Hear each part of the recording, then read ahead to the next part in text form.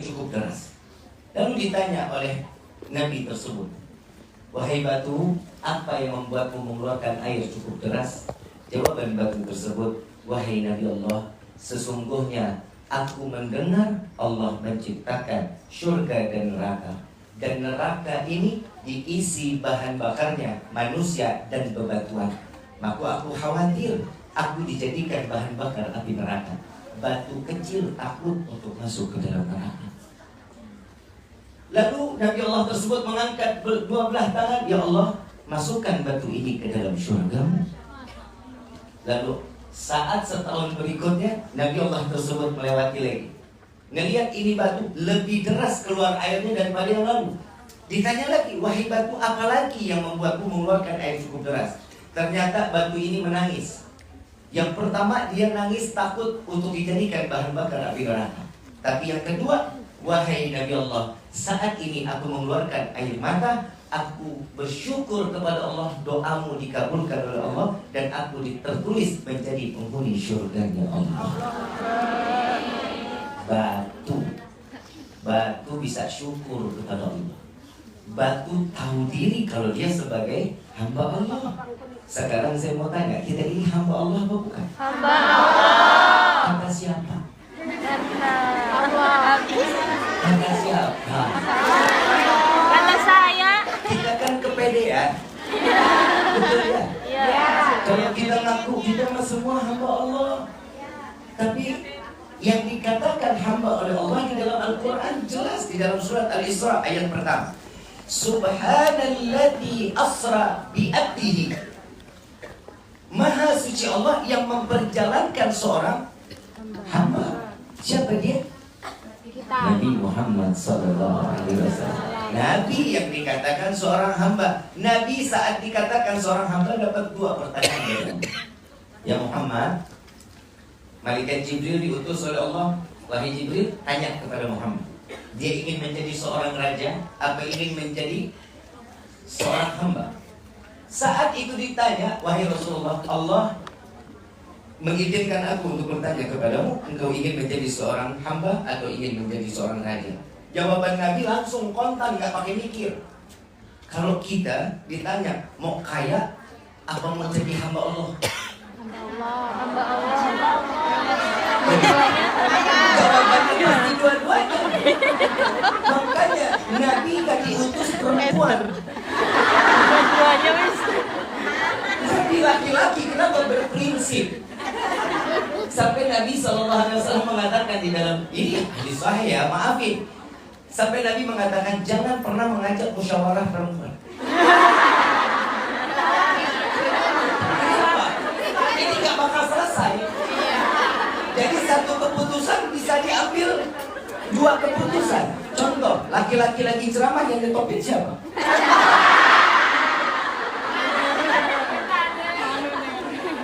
Ayyuhal hadirun jamaah rahimakumullah. Nabi SAW adalah seorang manusia yang betul-betul di dalam satu prinsip jawabannya dengan singkat. Saat ditanya oleh malaikat Jibril, jawabannya satu. Wahai Jibril, sampaikan kepada Tuhanku, aku ingin menjadi seorang hamba. Wahai Rasulullah, jika engkau ingin menjadi seorang raja, itu gunung Uhud sepanjang 7 kilo mau diganti sebagai emas. Gunung Uhud mau diganti emas. Kalau di sini yang ditanya, mau jadi orang kaya apa mau hidup berkah?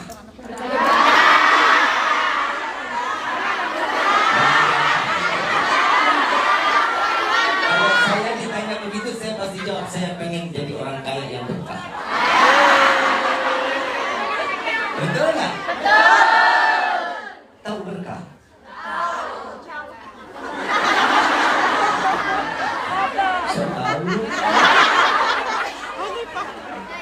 Berkah itu tahu cabai? Tahu. Pernah lihat cabai? Apa rasanya? Seperti hidup kita kan? Pedasnya bisa dilihat? Bisa dipegang? Tidak. Bisa jadi apa? Begitupun rasaku kepadamu.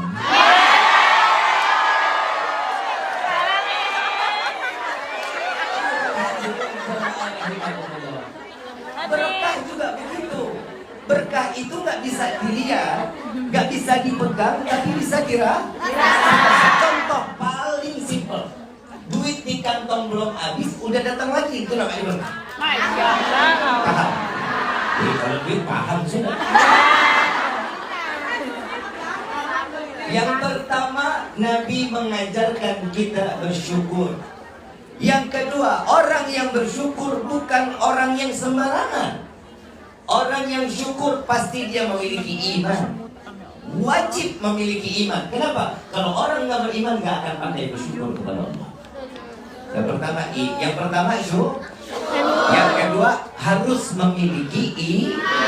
Kalau iman dan syukur ini menjadi satu, maka akan timbul yang ketiga. Apa yang ketiga? Takwa. Berkah mau urusan tadi.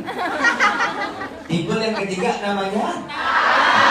Maka syukur akan ditempel dengan orang yang beriman. Orang yang beriman dan orang yang pandai bersyukur pasti dia orang yang bertakwa kepada Allah. Di antara ketiga kita yang mana? Gak usah dijawab, gak usah dijawab. Kalau dijawab kita malu. Soalnya ini ketiganya gak ada di hidup kita. Kadang manusia ini, maaf, saya kalau ceramah, saya ada kajian dimanapun saya selalu mengatakan kita ini hidup, kalau sekarang yang kita anganin semuanya jadi baik.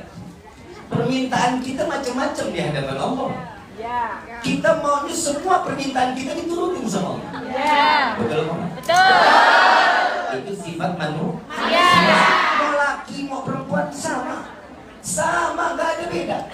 Setiap keinginan pasti, semuanya pasti, mau diterima pasti. Tapi Allah cuma minta satu sama kita. Tidak, Allah ciptakan jin dan manusia kecuali untuk beribadah. Cuma satu.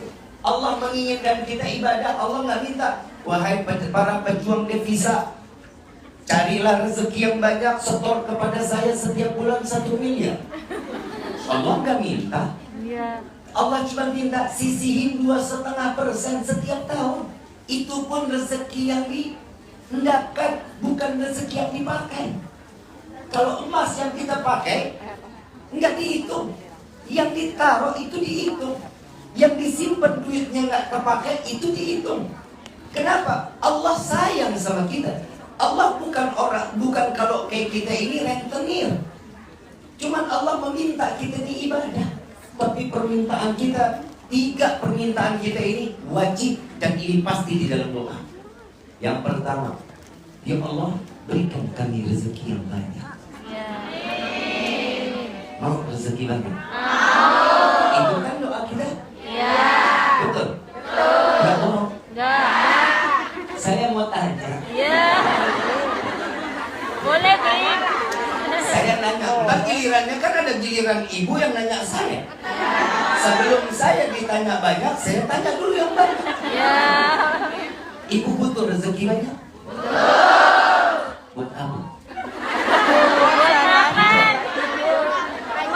Sebelah ini dulu, rezeki banyak buat apa? Ibadah. Buat apa? Sedekah, terus? Haji, terus? Umrah. Yang mana? Membahagiain orang tua. Ya, sebelah kanan. Semuanya baik. Semuanya yang dipikirinnya baik. Kenapa? Karena duitnya nggak kelihatan. Betul kan? Kalau ada, beda lagi. Siapa ikut campur? Makanya Allah kasih rezeki kita segini-gini aja. Kenapa? Maaf, kita makan sehari, kalau siangnya aja makan langsung 4 piring atau 1 piring? Makan itu satu suap apa langsung sepiring? Kali lapar bener. Pastinya 1 sendok. Dan kita makan siang 1 piring cukup. Dan itu sudah sampai bekal kitanya. Ini pun rezeki. Allahumma ini siang doa kita dikabulin semuanya. kami rezeki yang banyak. Pulang sampai ke rumah, buka pintu kamar ketiban duit.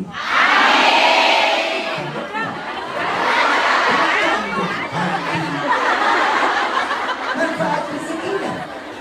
Dapatkan manfaat. Mintanya apa?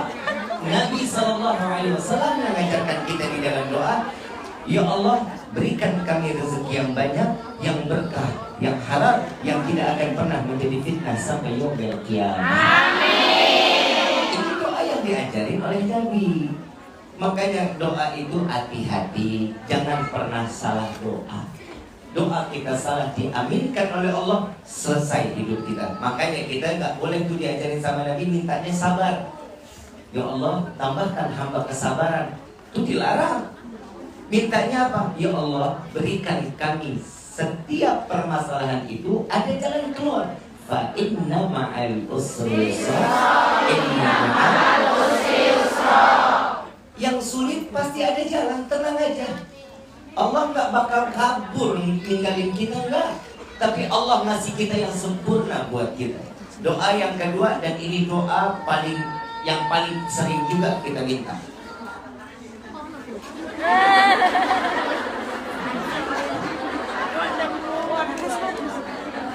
Yang kedua, kita selalu minta, ya Allah, panjangkan umur kami. Amin. Mau panjang umur? Yang lain mati kita doang sendiri. Hati-hati dalam doa. Yang lain sudah meninggal dunia, kita cuma sendiri. Mandi sendiri, pakai kain kafan sendiri, masuk liang lahat sendiri, mengukur diri sendiri. Nggak enak juga. Mintanya apa? Ya Allah, panjangkan umur kami dalam taat ibadah kepadamu. Makanya salah satu ini kan silaturahmi. Ya. Apa kata Nabi? Orang yang pandai silaturahmi, Allah panjangkan umurnya. Belum selesai udah amin. Lalu dijelasin, emang mau panjang umur, yang lain mati kita doang sendirian. Gak mau. Mintanya apa? Ya Allah, panjangkan umur kami dalam taat ibadah kepadamu. Amin. Saya punya teman, silaturahminya rajin nih, tapi umur 30-40 meninggal dunia. Katanya panjang umur. Silaturahminya apa? Saking rajinnya tiap pagi ngopinya di rumah saya. Itu bukan rajin, namanya ngerepotin. Apa? Imam Abdullah bin Abdul Haddad beliau mengatakan, orang yang dikatakan panjang umur ini bisa dikatakan dia 40 tahun atau 30 tahun dia meninggal dunia, tapi catatan amal ibadahnya lebih daripada umur. Paham ya? Sholat malamnya bagus, sedekahnya bagus, menghibur orang senang. Makanya di dalam timbangan mizan paling besar amal ibadah itu, saya kasih amalan, gak pakai modal, gak pakai tenaga. Timbangan di yaumil qiyamah berat, pahalanya gede. Mau gak? Mau. Kepol. Giliran yang begitu mau. Giliran ibadah gak mau. Tahu gak? Yang bikin senang, yang pertama senyum.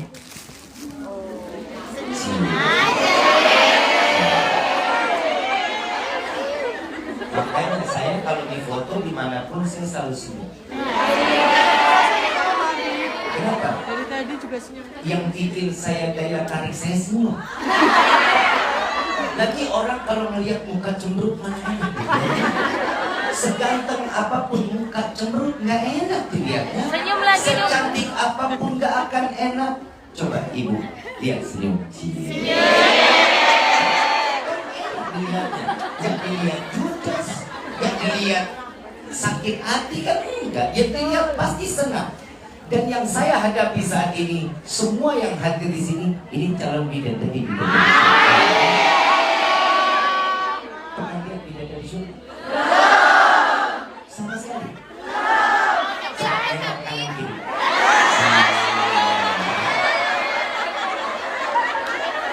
Tapi bisa aja. Karena tidak di surga itu tidak ada bidadara.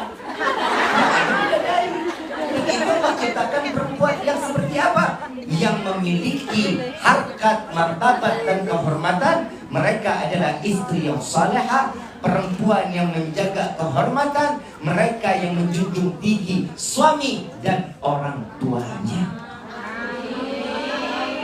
Bu, Neng, ini udah di dalam.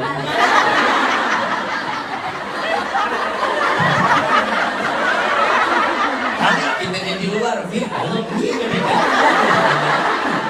Sedalam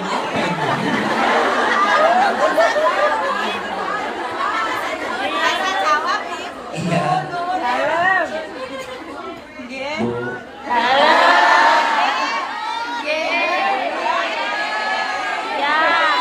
Yang dari Cirebon ada nggak? Angkat tangan Cirebon. I love you so much.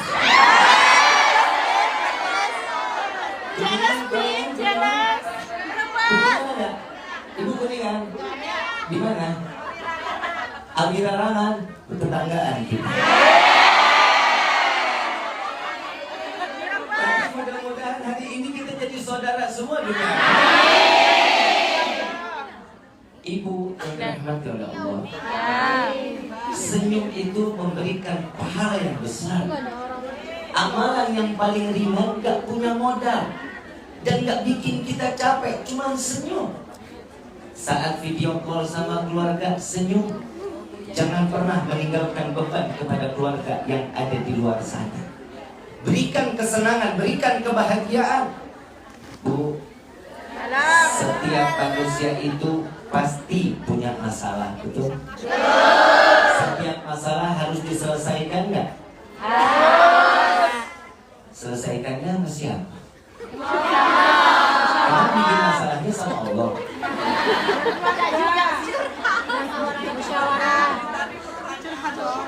Bu,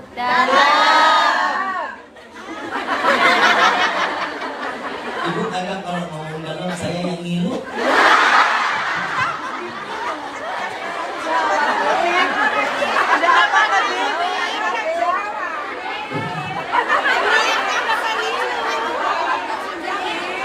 Ibu yang dirahmati oleh Allah, manusia ini kadang nggak sadar apa yang dia jalankan di dalam kehidupan. Nabi Muhammad SAW, kalau boleh dibilang, dengan mata Nabi Muhammad manusia yang serba kekurangan rezekinya, semuanya. Tapi Allah meninggikan harkat martabat Nabi Muhammad SAW. Coba kita lihat di dalam Al-Quran, ada Nabi Muhammad di dalam celahnya, Nabi di dalam susahnya. Itu semua sebagai contoh buat kita. Nabi Muhammad yang dipegangi kunci surga aja masih Allah kasih ujian. Belum, tak dulu. Ini saya ceramah di sini nggak pernah serius rasanya. Karena cinta itu nggak boleh diseriusin. Kenapa? Maaf, beribu maaf. Cinta juga nggak harus memiliki. Betul ya? Apalah arti sebuah nama yang namanya cinta? Yang wajib kita taati cintanya kepada Allah, cintanya kepada Nabi Muhammad SAW. Kenapa? Karena cinta kepada Allah dan Nabi tidak akan pernah berakhir. Cinta kepada Allah dan Nabi tidak akan pernah merasakan siksaan kecuali akan menambahkan kecintaan. Paham ya? Paham ya? Jadi setiap manusia ujiannya masing-masing. Yang pertama, kita silaturahmi, Allah panjangkan umur dalam taat kepada Allah. Dan doa yang ketiga yang sering kita panjatkan, yang kedua kan Allah berikan kita mintanya Allah panjangkan umur kami, kan begitu ya?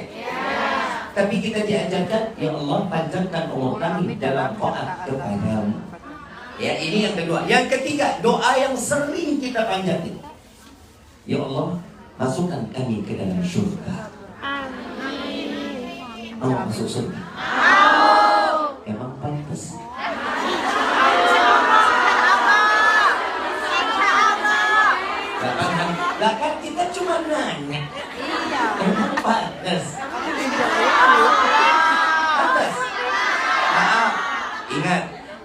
Abu Nawas.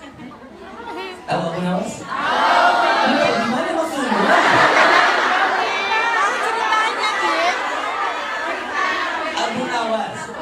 Abu Nawas seorang yang saleh, ahli ibadah. Abu Nawas ini setiap satu rakaat salat khatam Quran. Satu rakaat salat. Baina maghrib wa isya, dari maghrib ketemu isya, wiridnya, zikirnya baca kulhu 15.000 kali. Tahu doanya Abu Nawas?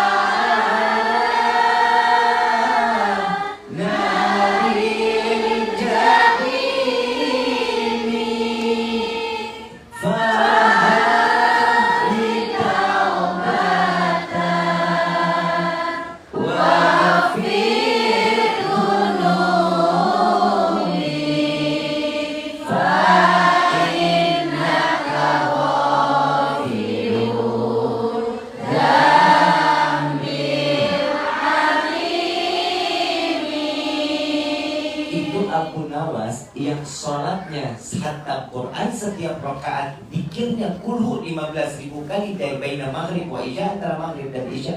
Doanya, ya Allah, hamba sadar tidak pantas masuk ke dalam surga, tapi sungguh ya Allah, hamba takut masuk ke dalam neraka. Maka dari itu terima taubat hamba, ampuni dosa hamba. Jika engkau tidak mengampuni, sungguh kami menjadi hamba yang rugi. Judul doa ini adalah doa merayu Allah. Abu Nawas yang ibadahnya begitu sadar kalau dirinya nggak pantas mau masuk surga, hamba juga sadar nggak pantas. Tapi subhanallah, para pejuang devisa yang lagi Hongkong merasa pantas.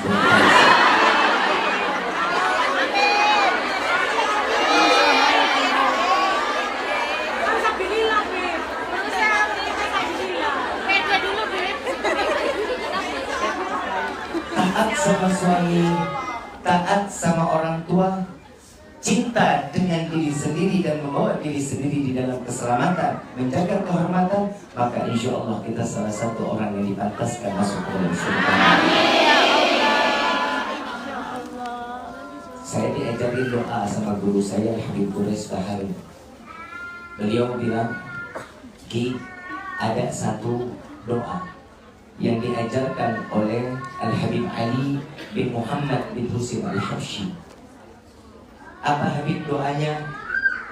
Saya doanya pakai bahasa Indonesia aja ya, biar kitanya gampang. Apa pakai bahasa Hongkong?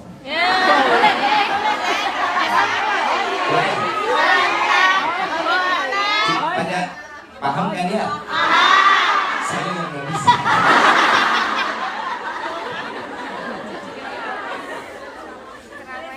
Ya Allah, bukan kesenangan semata kami ingin masuk ke dalam surga. Bukan karena bidadari yang kau ciptakan berada di dalam surgamu kami ingin masuk ke dalam surga, melainkan karena ada manusia yang namanya berdampingan dengan namamu, maka masukkan kami ke dalam surga bersama Sayyidina Muhammad sallallahu alaihi wasallam. Kenapa harus ada Nabi Muhammad? Karena yang memegang kunci surga adalah Nabi Muhammad sallallahu alaihi wasallam, dan Nabi Muhammad adalah seorang manusia yang tidak akan pernah masuk ke dalam surga kecuali umatnya semua masuk ke dalam surga Allah. Paham ya sampai sini? Ini kalau kita mau hidup kita nikmat, maka jangan pernah jauh dari Allah, jangan pernah jauh dari Nabi Muhammad SAW. Ibu yang dirahmati oleh Allah, di dalam kehidupan kita banyak kita jauh dari rahmat Allah. Kita jauh dari keluarga, kita jauh dari siapa orang yang kita cintai, kita riba untuk meninggalkannya. Mungkin di sini ada yang sudah 15 tahun. Bukan saya bilangkan kali. Orang lagi ngomong di demo aja.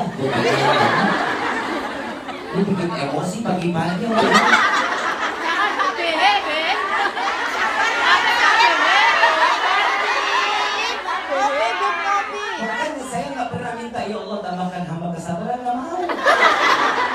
ngadepin yang begini mana bisa?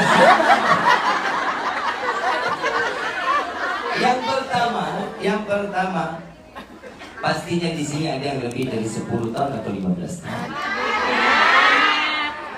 Udah lu dengerin aja, gue lagi ngomong aja ya. Iya, Beb. Ada lebih dari 10-15 tahun nggak ingat sama orang tua. Maaf, dengerin dulu. Bukannya lupa, tapi nggak ingat. Saking asiknya kerja, mungkin 1 tahun sekali telepon orang tua.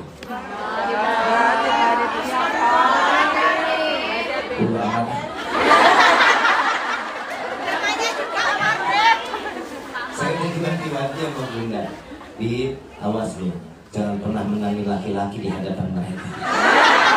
Mereka ini komunis, Bib. Mereka ini bisa dicekek lagi.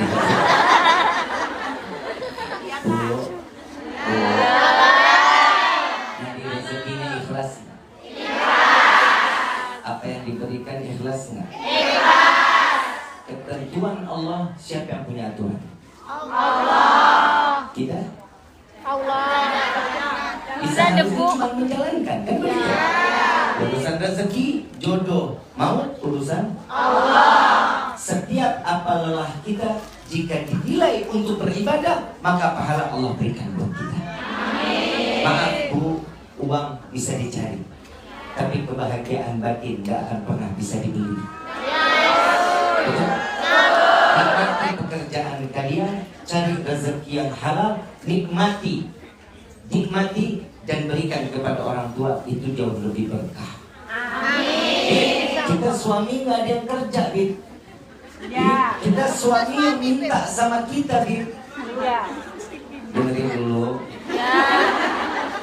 Jangan pernah mencaci maki seorang suami. Jangan. Kenapa? Sebejat apapun suami, tetap dia ridhonya Allah ada di tangan dia. Paham ya Bu? Paham ya Bu? Saya kasih satu contoh. Biarin dong, Bu mau digebukin juga terserah.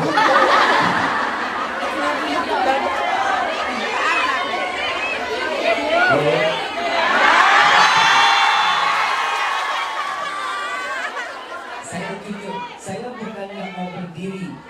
Saya kalau duduk ceramah saya lama. Kalau saya berdiri, saya pulang dari sini harus operasi liver. Jujur, karena saya sudah operasi yang kedua dan ini insya Allah yang ketiga. Ya udah duduk aja, Bib. Jadi cuma 20 menit kaki saya nggak bakal bisa bergerak nih. Jadi biarin dulu saya berdiri biar saya agak nggak terlalu kedinginan. Bu, tadi saya sampai di mana? Sampai di hatiku. Sampai suami ridho. Bu, ada satu perempuan menjadi bidadari surga Medina. Oh, sabar. Mukanya cuma satu. Di sini ada kiri, ada kanan. Kalau saya kemari bahaya. Sabar. Udah kalau bisa 4 bulan sekali kemari ya. Sebulan sekali. Oh, bulan 5 kita ketemu lagi. Kenapa Pak? Bisa gitu sih. Loh, ada seorang wanita, beliau adalah seorang wanita yang diciptakan oleh Allah, manusia yang dijadikan bidadari surganya Allah. Beliau memiliki suami yang bengis, jahat, ahli maksiat, gak punya iman kepada Allah. Siapa nih? Gak usah kemari dong, Firaun. Siapa namanya? Siapa yang perempuan ini? Suaminya. Tapi kok bisa seorang wanita pendamping Firaun bisa jadi bidadari surganya Allah? Karena taat kepada Allah. Bukan. Kalau taat sama Allah sudah pasti. Tapi dia sabar ngadepin suaminya. Sabar ngadepin. Kalau taat sama Allah udah pasti. Tapi dia tahu betul suaminya seperti apapun. Bib, saya punya suami tukang mabuk. Sabar. Bib, saya punya suami tukang cuci. Sabar. Bib, suami saya emosian.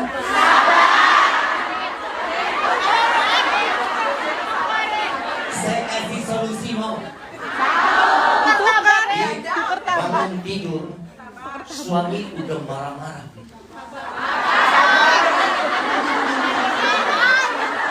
Bangun tidur udah gebrak meja, kopi mana kopi? Bawain kopi panas-panas.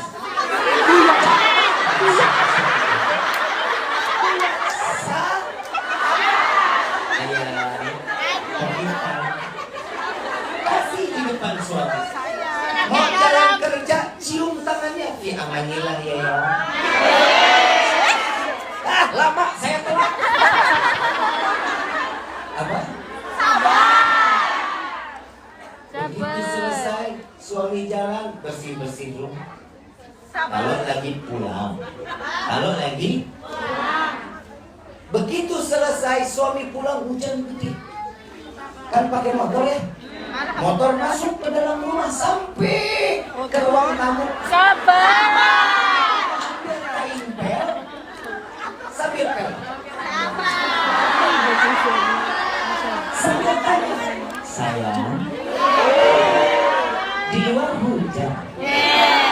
Suami nyaut, matamu buta.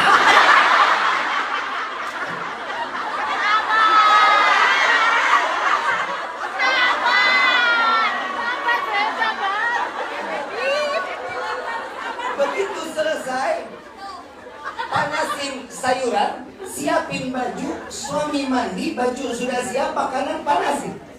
Begitu dia masuk lagi selesai mandi, sampai ke meja ngeliat tempe siang. Lemes banget itu. Kebayang dong, tempe lemes. Dia buka tudung saji, dia gebrak mana makan malamnya. Bawain sop panas.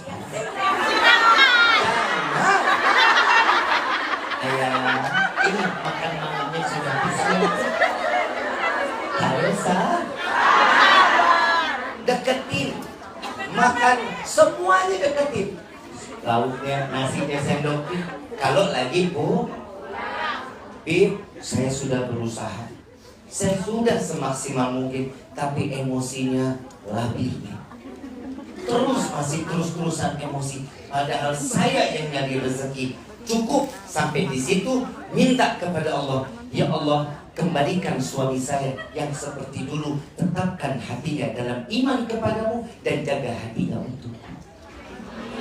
Ini doa seorang istri itu nggak ada hijab. Doa seorang istri itu nggak ada penghalang kehadapan Allah. Bu, sejahat apapun laki-laki, tatkala ibu sudah membuka pintu langit, Allah kabulkan doa, Allah kembalikan suami tersebut menjadi suami yang saleh. Ini belum selesai, ini masalah sabar. Terus ini. Sabar. Nah, sini. Begitu dia selesai makan, ibu ambil tuh. Yang namanya selesai makan kan boleh dong refreshing nonton sinetron. Buka Netflix juga nggak apa-apa. Betul nggak nonton Air Mata di Ujung Sejadah? Mulai tanggal 8 buka tuh di Netflix. Tapi kok tahu anak saya main di sini. Yang jadi Baskara anak saya. Apa ini? Emang belum nonton?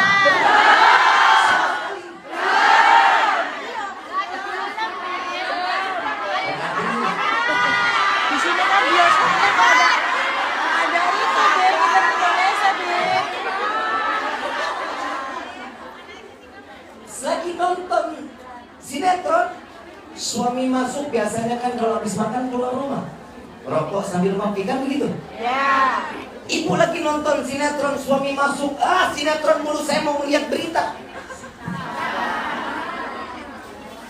Tiduran di pundak suami, pegang tangannya, sayang, Ada apa sih dari pagi marah-marah? Bawel lu, sabar. Masuk ke dalam kamar, kibrasin tuh tempat tidur. Ya, tahu kibrasin kan ya? Kebutin. Bacain tuh. Kalau aku berbinas, binas, binas,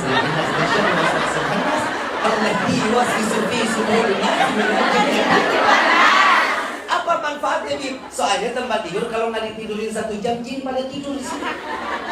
Kalau ibu tidur, suami tidur di situ, apalagi sampai ada pergaulan, maka jin ikut campur di dalamnya. Maka rumah tangga kita nggak bakal bagus. Makanya Nabi SAW ngajar itu, baca surat An-Nas sama ditutup sama sholawat. Allahumma sholli ala sayyidina Muhammad wa ala sayyidina. Wih, lagi keputin Bib, suami masuk, lama saya ngantuk. Sabar. Udah capek dari pagi ngurusin rumah, ngurusin suami, ngomel nggak selesai, baru pengen tidur enak banget Bib. Suami udah mulai gigit mah. Ngorok Bib, Masya Allah, ngorok nih. Elusin belakangnya, elus. Allahumma sholli ala sayyidina Muhammad wa ala ali sayyidina Muhammad. Jangan dibacain Yasin. Itu bukan sakaratul maut. Sakaratul maut dibacain Yasin. Sakaratul maut. Suami melek kaget disangka. Malaikat mungkar nakir kok perempuan katanya. Daripada perang, jangan dicubit ya. Jangan dibangunin dia. Ibu mau masih bisa sabar? Daripada nggak bisa tidur, lebih baik bangun dari tempat tidur. Ya, Idin. Ya, saya ke dapur sebentar. Masuk dapur, cari tali rapian, jerat ke dapur. Enggak begitu harus. Kita yang namanya manusia, sabar itu ada batas. Betul? Betul. Padahal Allah tidak pernah memberikan satu batasan di dalam kehidupan, kecuali dia pandai beribadah, maka Allah selamatkan kehidupan mereka. Bu, di sini saya nggak membela laki-laki. Bukan berarti saya laki-laki wajib harus benar, enggak. Ibu adalah bidadari-bidadari surga ya Allah. Kalian yang lebih pantas untuk dibela. Saya di ultimatum dari kemarin, Bib, jangan pernah yang katakan Habib selalu memenangkan laki-laki. Itu bagian Jakarta. Bagian di sini rumah tangganya rukun kok. Amin. Orang mana-mana didoain mah hahaha. Amin gitu.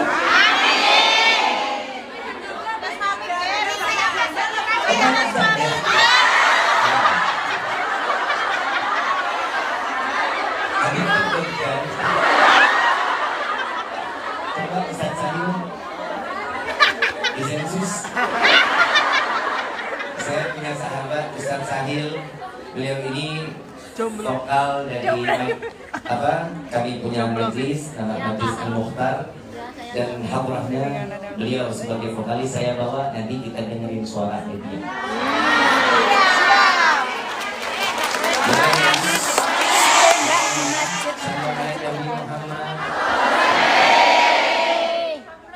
Ibu yang dirahmati oleh Allah, ini adzan di sini jam berapa?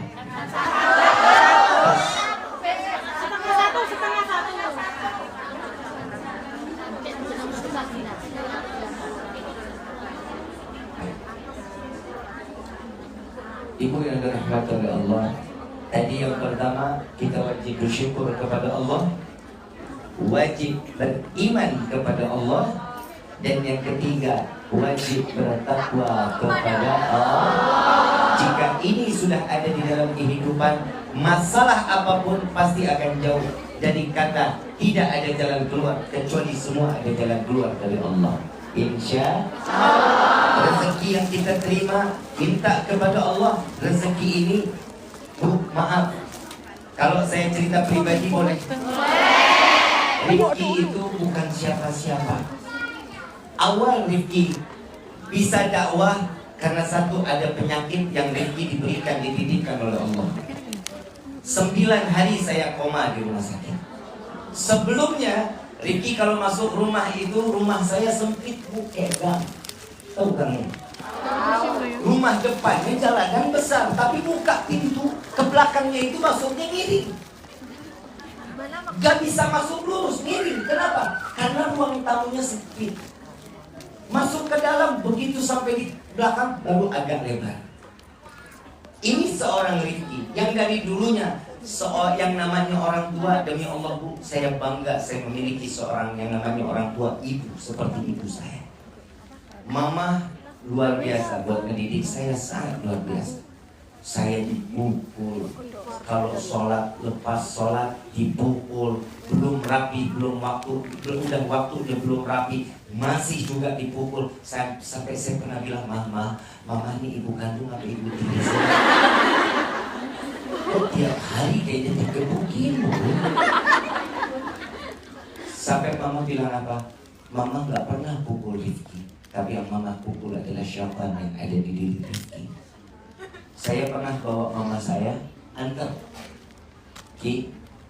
anterin mama, kita cari rezeki. Waktu itu kurang lebih saya umur 7 atau 8 tahun. Sampai sekarang saya masih ingat. Saya dibawa sama orang tua saya. Ternyata ibu saya ngambil pisang goreng sama orang, dijualin keliling kampung. Masya Allah. Saya bilang, mama nggak malu? Ini rezeki. Apa yang buat kita malu? Sampai di saat itu saya pengen banget susu, tapi mama nggak punya uang. Saya ngerengek, pengen susu. Enggak, maunya sekarang. Enggak, pokoknya sekarang. Sampai saya nangis. Ada satu orang, ini satu pisang pun belum laku, satu pisang goreng pun belum laku. Orang lewat, ini kenapa anaknya? Ini lagi minta susu. Dikasih uang, tolong beliin susu. Sampai sekarang saya nggak tahu itu orang siapa. Dan sampai akhirnya Allah berikan saya satu ujian besar di dalam hidup. Dan saya cuma minta kepada Allah, dan ini diajarkan oleh guru-guru kami. Ada satu doa. Saya singkat cerita, kalau dari umur 7 tahun sampai corona kemarin panjang luar biasa. Karena saya baru merasa nikmat hidup selepas corona.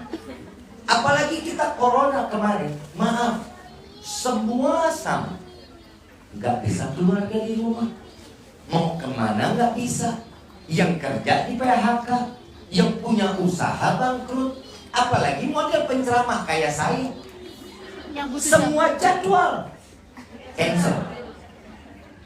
Duit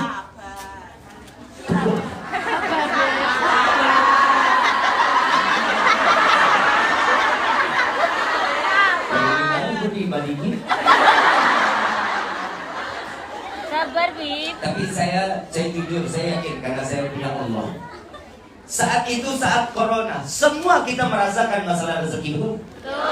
Pengurangan, bukan ditutup, pengurangan. Bib, saya betul-betul nggak punya uang, tapi maaf, rezeki Allah nggak pernah tutup. Betul? Waktu saat corona, makan sarapan berhenti apa?